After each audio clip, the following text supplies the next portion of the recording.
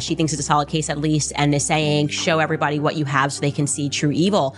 Within her capacity of chairman and CEO of Turning Point USA, they could be more transparent about what happened that day. People don't like the stuff that they've seen about Mikey McCoy. They don't like what they've seen about Rob McCoy. There were cameras all over my husband when he was murdered. Courage is hope in action.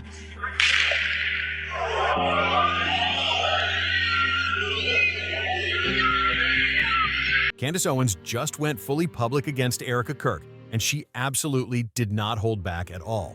She straight up suggested that Erika could be tied to a psychological operation, a so-called PSYOP, and that claim alone sent people spiraling. According to Candace, the real objective behind all of this is to prop up TPU USA's chief of staff, Mikey McCoy, and that accusation hit like a lightning bolt. And here's where it gets even crazier. Candace claims Mikey is allegedly being lined up as Charlie's replacement, which instantly changes how people look at everything. When you hear that, the entire situation starts to feel less random and way more calculated. I mean, I've received an unbelievable amount of emails from people that are convinced that Charlie's actually still alive, right? And it's not sad because those people are crazy. They're actually reacting to the lack of emotion and the lack of drive that is coming out of Turning Point USA to figure out who killed him. Yeah, that is how absurd they are acting. Just move on. Just donate to Turning Point USA. This is what Charlie would want. And that's his legacy. Now let's rewind to the moment after Charlie was shot, because this is where the questions really stack up.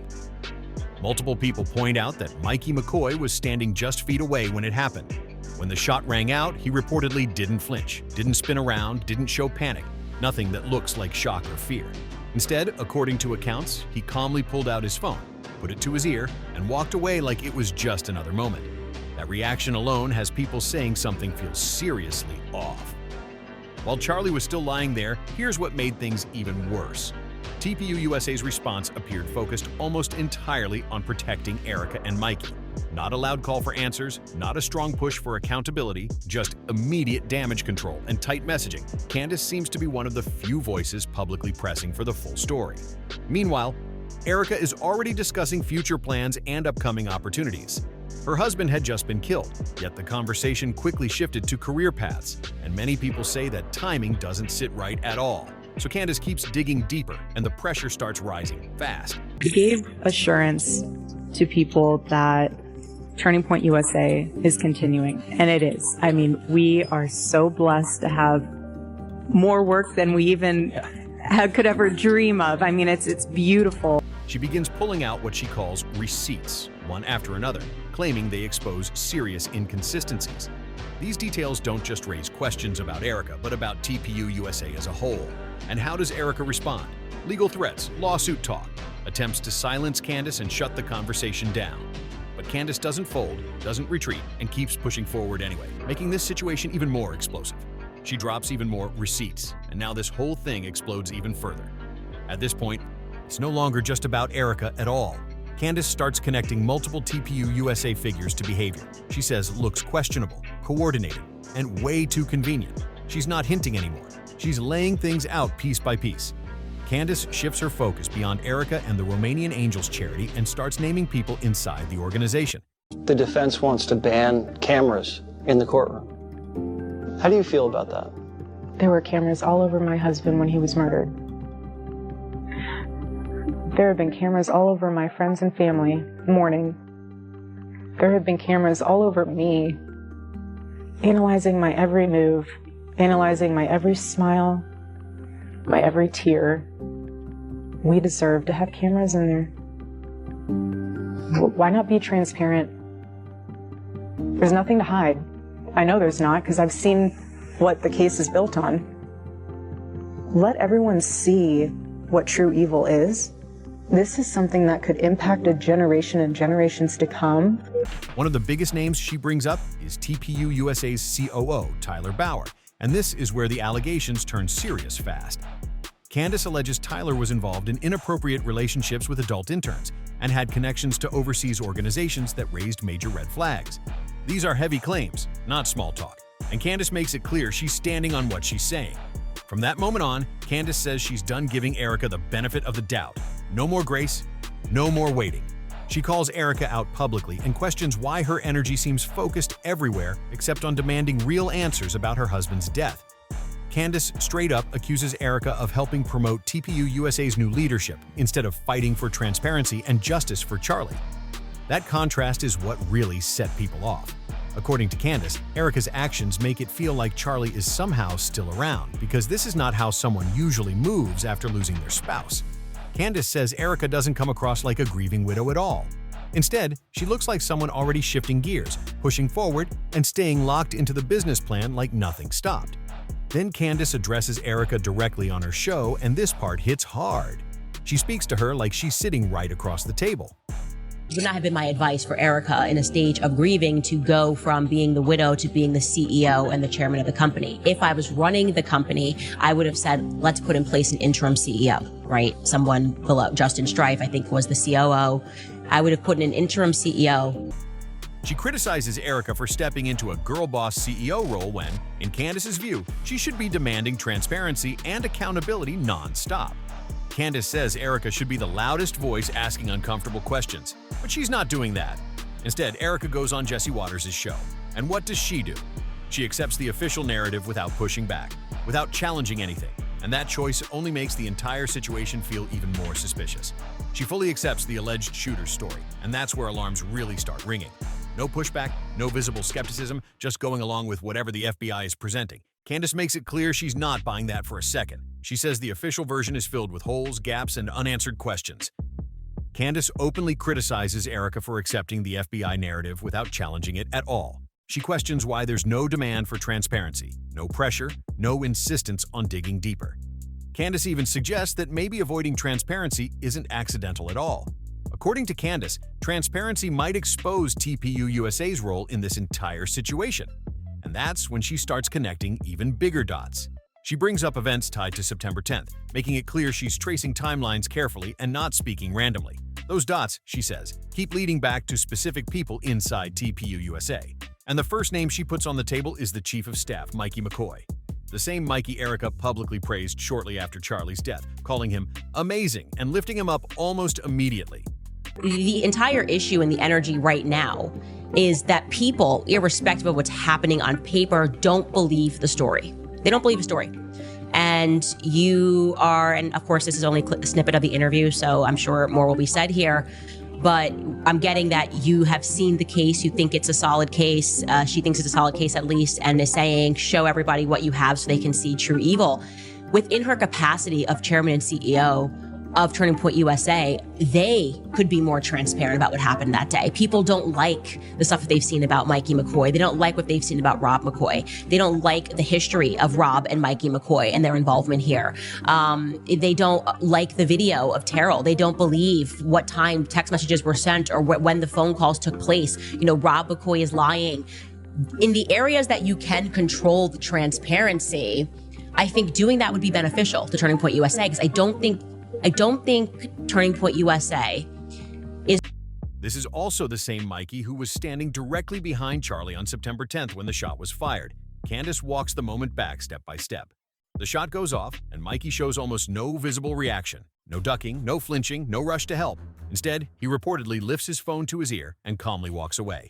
He doesn't stay with Charlie, doesn't check on him, doesn't look back. He just leaves, and that detail keeps coming up for a reason. Now here's where it gets even stranger. Mikey's father is Pastor Rob McCoy, and according to the pastor, Mikey called him immediately after the shooting. Pastor McCoy claims Mikey told him Charlie had been shot in the neck. He also claims Mikey had blood all over him, but Candace points out something that doesn't add up at all. Video footage from the scene shows no blood on Mikey, not on his clothes, not on his hands, nothing. And that contradiction alone sends this story into a whole new level of suspicion, because when statements don't match the footage, people start asking serious questions. So now the question everyone keeps asking gets even louder. Who was Mikey really talking to on that phone? Because suddenly Erika claims she was the one on the call with Mikey, and that twist only creates more confusion. If that's true, why was this never mentioned earlier? Why does this detail surface only after people started poking holes in the story? That delay alone raises eyebrows. People say this is just another inconsistency added to a timeline that already feels shaky. Every time a new explanation comes out, it seems to clash with something said before. Also, another person who wrote us was telling me the story about Tyler Boyer's involvement in like Maricopa County politics in general. Like, what did he do before in Arizona? And yeah, it's just the kind of stories. Again, he said he approached him several times about embezzlement. You know, Tyler was hooking up with young male interns, or young male workers. And he didn't even care. He's like, I would go on record because all of this happened and I had the proof that all of this happened. And everybody knows about Tyler Boyer at Turning Point USA. It's like an absurdity. But this is the person that is putting people into places of power at Turning Point USA. And that's exactly why trust keeps breaking down. And then Candace pivots straight to Tyler Bauer, TPU USA's COO, and she does not ease into it. She goes right at him. An insider allegedly comes forward claiming Tyler had inappropriate relationships with adult male interns. Candace stresses these aren't just awkward rumors or workplace drama. These are claims that carry serious ethical and potential legal consequences. But that's only one layer. Candace then starts connecting dots that make people seriously uncomfortable. She links Tyler Bauer to a Ukrainian orphanage and points out that Erika is allegedly tied to a Romanian orphanage, to high-ranking TPU USA figures, to foreign orphanages, and a pattern that feels way too specific to ignore. Candace says when you step back and look at it, the overlap feels disturbing, not random, not coincidental, but structured in a way that deserves scrutiny. And then she asks the question nobody else seems willing to ask out loud. And I'm watching, the minute Charlie was shot, he called me, says, Dad, Charlie's been shot in the neck. Please call every pastor and pray. I said, okay, son. He has wits about him. He was just directing. He had blood all over him. Was Charlie set up because Tyler allegedly introduced Charlie to Erika? That single detail flips the entire narrative on its head. Candace openly questions whether Tyler could have been acting as more than just a connector, maybe even as a handler. She also questions whether Tyler and Erika's alleged orphanage involvement could point to a deeper working relationship. Candace is careful to say this part is speculation, but she also says the connections are too consistent to just brush off and forget. And here's where it goes beyond Candace entirely. Other people start speaking up too. Trisha Hope, a Texas delegate, publicly comments that Charlie's death looked suspicious and deserved more scrutiny. She doesn't whisper it, she says it out loud.